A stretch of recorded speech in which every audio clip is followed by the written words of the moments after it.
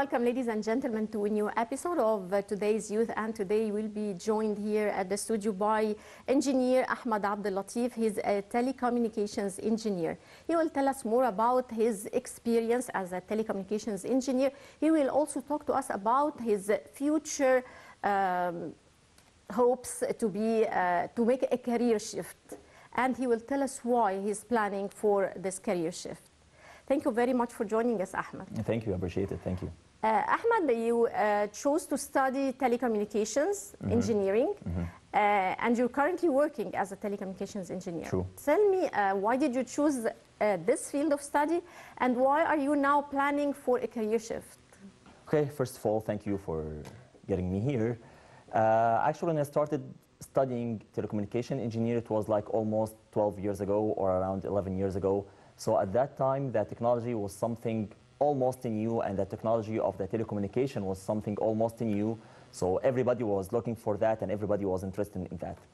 So actually, I started studying telecommunications engineer, which is the thing that I liked and I loved. At the time? At that time, and it was a great opportunity to go through technologies and different technologies, especially after 2020, we started having a big revolution in technology. Yes. So that was a big interest. But then maybe things changed, the way of thinking changed, and that's why I'm planning for a career shift for another thing that I'm interested in. I'm not that mankind who's afraid of change. I like to change, so I don't mind go through a new career path with a new achievements, with a new goals, with a new milestones.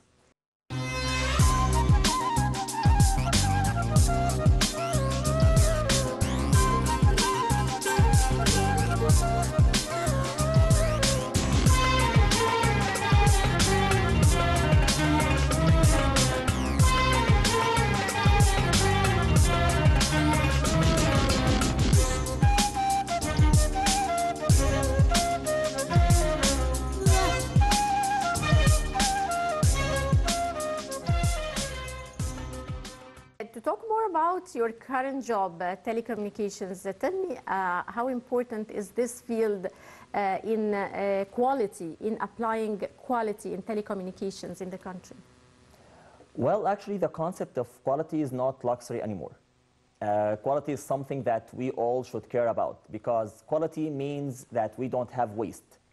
Waste is a waste of many things. Waste maybe of time, waste of effort, waste of money, waste of manpower, many things has waste. So as long as I ensure the quality of operation, in this case, I'm ensuring less waste as much as possible. So that will reflect to a better performance, a better cash flow, a better economical situation with the whole business. Right. Talking also about the career shift, what are you planning to shift to? Well, actually, I started doing stuff related to teaching the Egyptian Arabic, which is not very common. Actually, most of the people and most of the Arabic schools, what they teach is what we call MSA or Modern Standard Arabic, but not a lot of people, they think about the Egyptian Arabic. So I started doing this by teaching people the Egyptian Arabic, as this is the dialect that we use here in Egypt. And actually, we have, as we call the soft power of Egypt, which is related to our dialect and how's our dialect well known all around the Middle East. So learning Egyptian Arabic will give you opportunity to be understood anywhere in the Middle East. This is not only the point. The point that I also started covering stuff related to the Egyptian culture, the Egyptian way of thinking, the Egyptian history, and actually I'm talking about especially the last 10 years, as we had a lot of changes through the last 10 years. So these positive changes I needed to highlight to people all around the world, in addition to the dialect. So it's the dialect, it's the culture, it's the way of thinking and everything almost related to Egypt. And this is what am I doing and will keep doing, inshallah, more and more. We have a lot of regular verbs. You're going to find them down there in the description with list of regular verbs that you can refer to and you can understand. First of all, we're going to take an example of the verb to drink, which is sharab. Sharab, which is the verb to drink. Okay, so let's start building our table right now. Get a paper and a pen quickly and start writing this table. We're going to start by writing ana, which is I, inta, which is you to a male, and inti, which is you to a female. Okay, then we're going to start sorting up the past tense, present tense, and future tense. And just a small note to know that Egyptian Arabic or Arabic generally is written from right to left. That's why I started from the right direction to the left direction, not the opposite. So now let's start conjugating the verb to drink. All we're going to need as a first step, just write down the main verb in all 9 places that we have right here. So start writing them, then. Okay, so now we wrote the main root verb in all the conjugations. Now we're going to start applying 5 rules. What is the first rule? So let's start conjugating the past tense. Simply in English, all you need to conjugate a verb with past tense, just add an ed, right? But in Egyptian Arabic, we can add a t sound in the end. So we're going to start by writing the letter ta, ta, ta, and ta. This is the plate that has 2 dots. Okay, this is what we call ta. So we add the ta and the ta and the ta as well. This is how we can conjugate the past tense, and this is our first rule. What does the second rule say? Simply, the second rule says that in present tense, we just add the b sound to the start of the verb. So I'm gonna be writing ba and ba and ba. So that means what? I'm talking about the present tense. And the third rule, which is related to the future tense. As in the past tense, I added a T. As in the present tense, I added a B. In the future tense, I'm gonna add an H, which is the ha sound. So all future tenses, it starts by a ha sound. But before we go on with the 4th and 5th rule, just to remind you, if you're interested with private online classes with me, please WhatsApp me on the written below number or mail me at info@speaklikeinegyptian.com.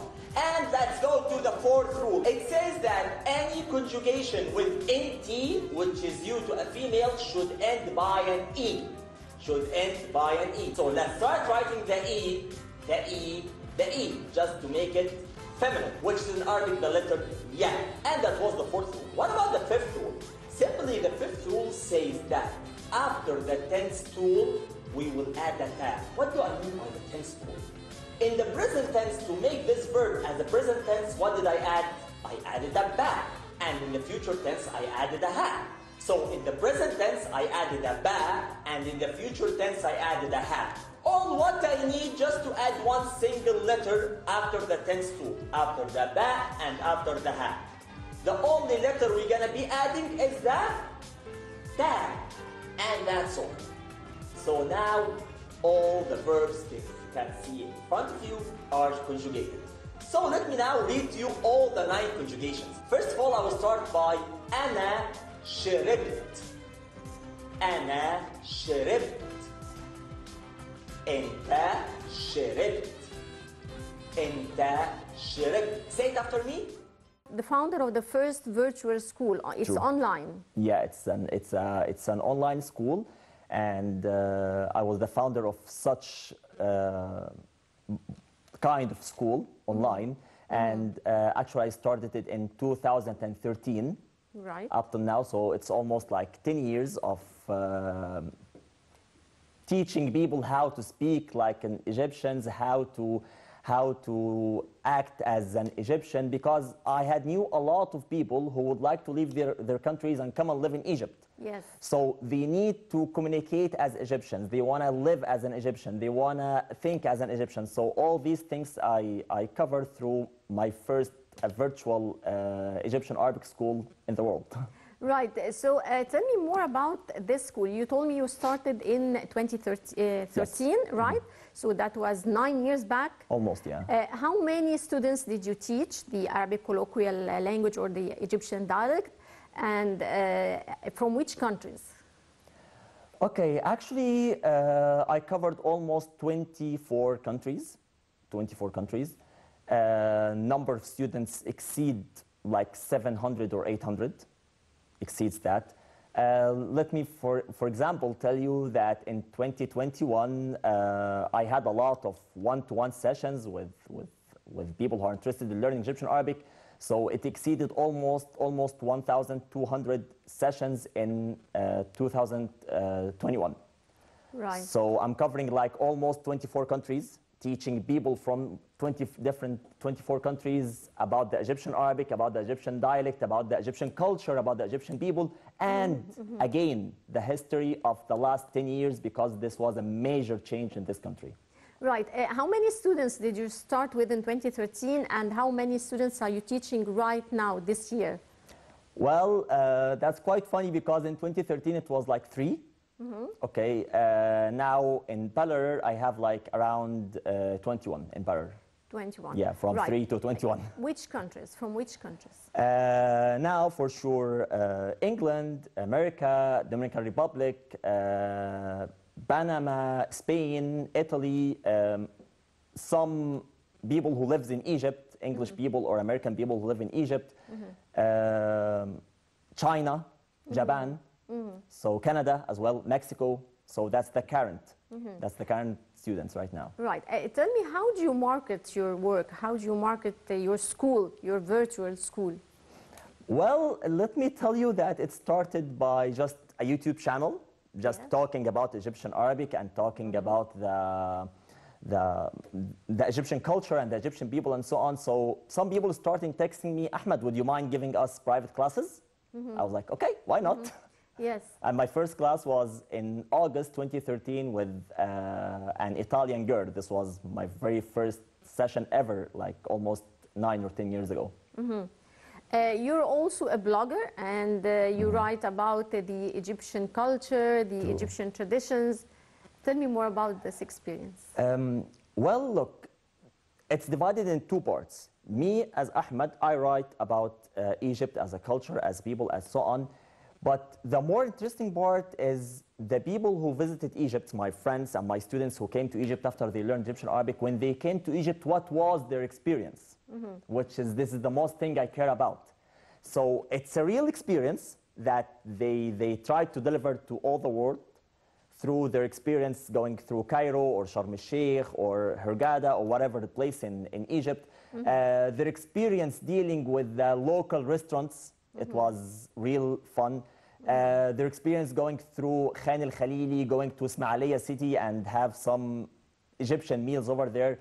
So actually my blogging is like divided into 2 parts. The stuff that I write and the stuff that I get from my students and my friends who visited Egypt and who would like to talk about their experience visiting Egypt. So they write and you post what they write? Yes, or maybe we film it. Right. Maybe we film it and we post it on YouTube and so on. Yes. So they can share their real experience.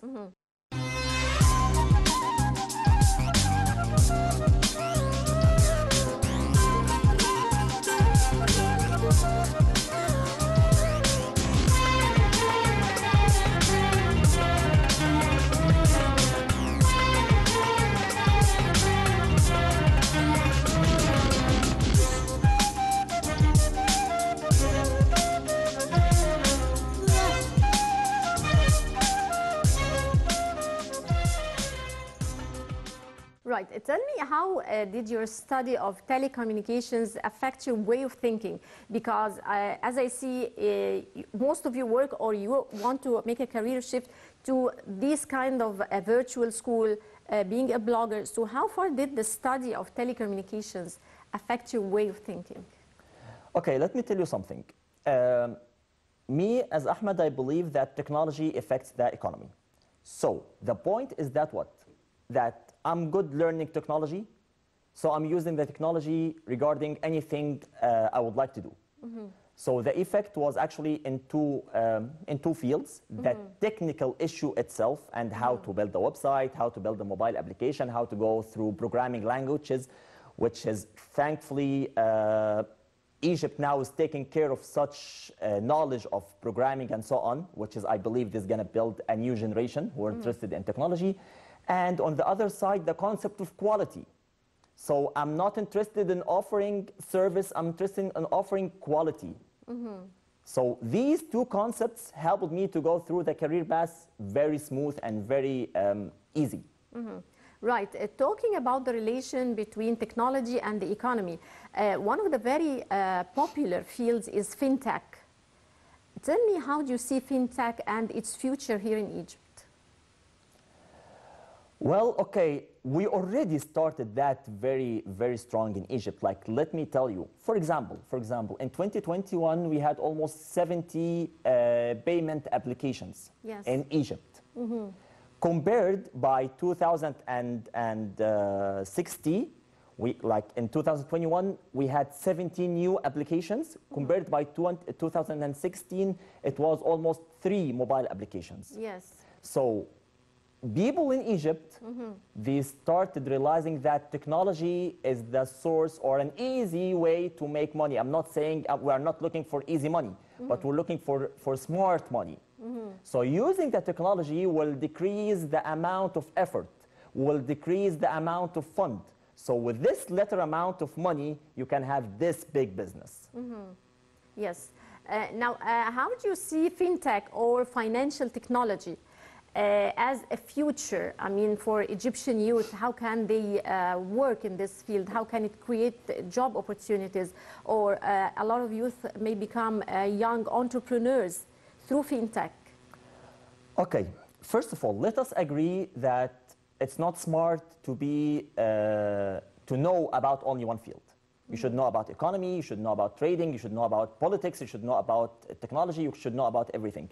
So generally speaking, let us agree that anyone who would like to go through a small business or whatever kind of business, he should read and he should know about many other fields. Yes. So how to start this is start to read.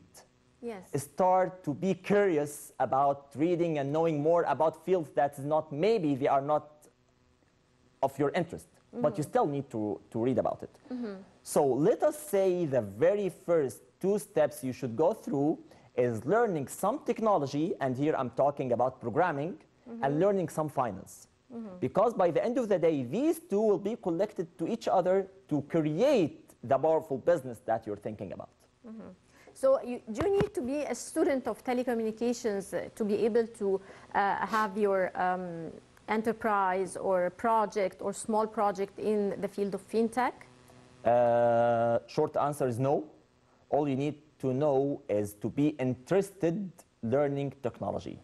And let us agree that we all use the technology. But we should be more curious to understand how this technology was created. How was it made? What steps was it followed? So learning the concepts of technology definitely will guide you through a very smooth steps to build your own business and fintech. How do you see SMEs or small and medium enterprises or small projects in specific as a very good future for youth? Well, one of the good things of the small and medium businesses that with this amount of money you can create a big business, as I told you. So not caring about that, that's a big loss. So youth should care about building their own businesses. Yes. Thinking out of the box. Thinking out of the box and build your business. How will this was affect? Definitely you're going to have a lot of careers. I'm talking about country-wise, or I'm talking about Egypt-wise. More financial income, more like strength in economy. So we all will gain of this. The entrepreneur herself and the Egyptian economy overall will get a benefit of that. Therefore, it's not an option. It's not an option. We have to go through this. Right now, you're making this shift. You're working now as a telecommunications engineer, and you're making a career shift to have your own business or your own project in the field of teaching Arabic as the Egyptian dialect. Is that right? Yes, true. Tell me more about the plans for the future, your plans. Well, let me tell you that my plan simply is to present Egypt more and more and more and more. Maybe it started by just teaching the Egyptian dialect, but my big plan is that I can be a source for anything related to Egypt. if you would like to know more about visiting Egypt. And I had some online books as talking about how to visit Egypt with a very less cost of money. So with this little amount of money, you can visit a lot of places in Egypt.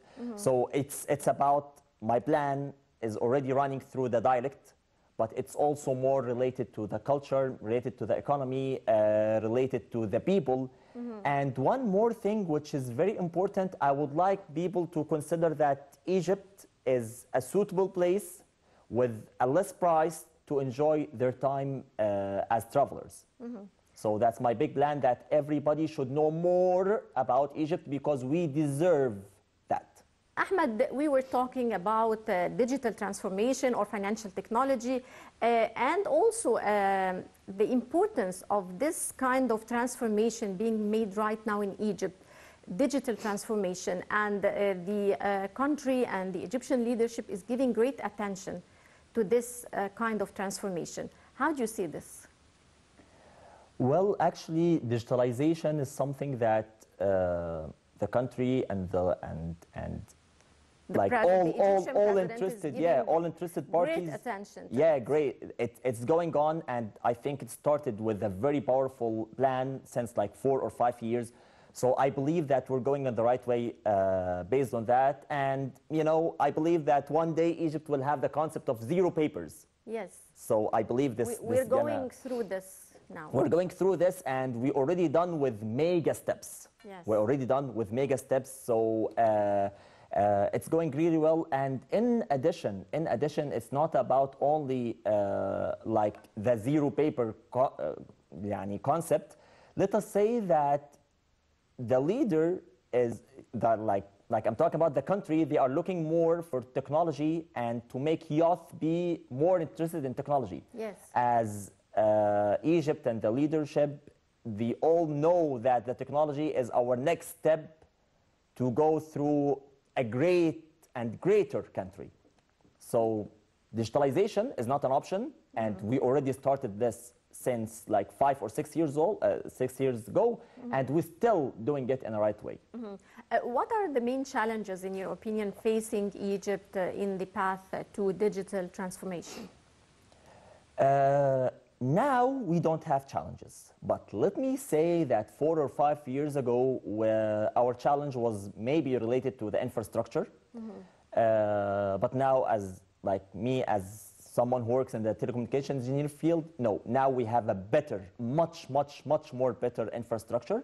So I believe now we have only the challenge, the only challenge may be related to training people to use the technology more and more and more. And I believe this will not take a long duration because we all already using technology. Just to think about how to use it in a better way. Right. Ahmed, you also attended the World Youth Forum, right, yes. in 2019? Yes.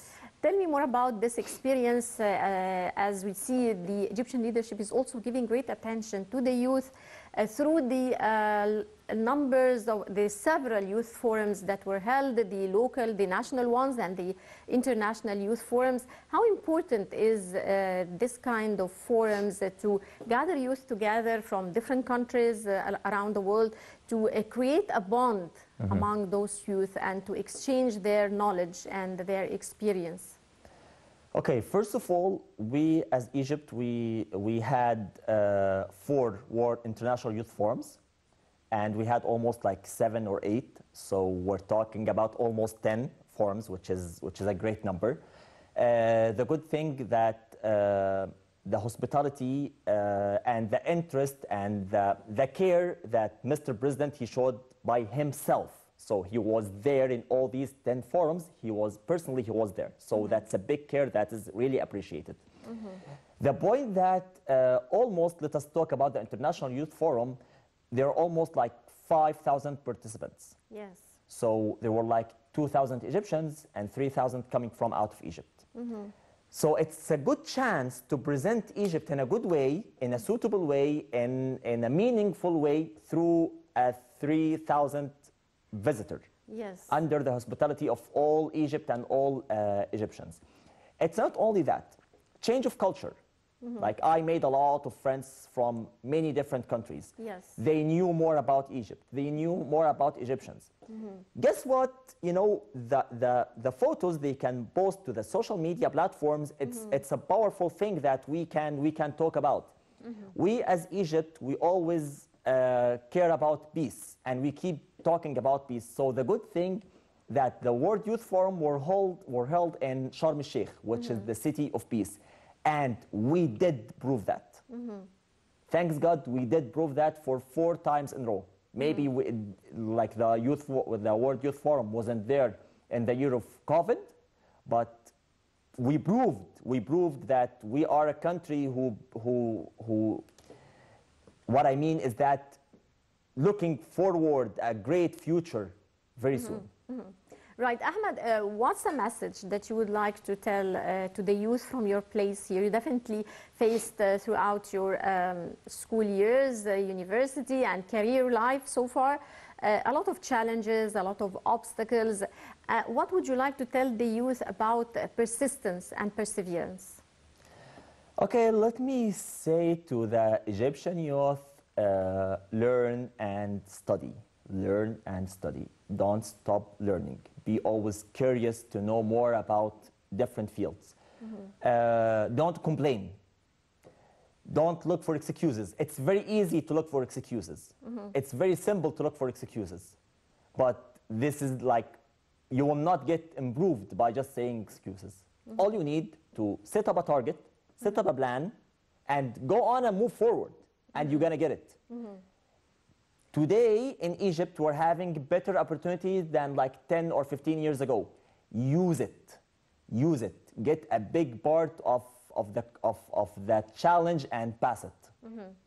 Ahmed, since you're a very determined character as far as I see, where do you see yourself 10 years from now? Okay, let me say an owner of an Egyptian Arabic school, an owner of, let us say, a company that provides anything related to Egypt. Traveling, visiting, tour guiding, and so on. And I'm going on through this plan, by the way. Yes. So this is gonna happen, so it can happen. Best of luck, dear. Well, Ahmed Abdel Latif, Telecommunications Engineer, many thanks for joining us. Thank you. All the best of luck. Dear viewers, with this we come to the end of this edition of Today's Youth. Many thanks for watching, and don't forget to join us next week, same time. Till then, it's goodbye.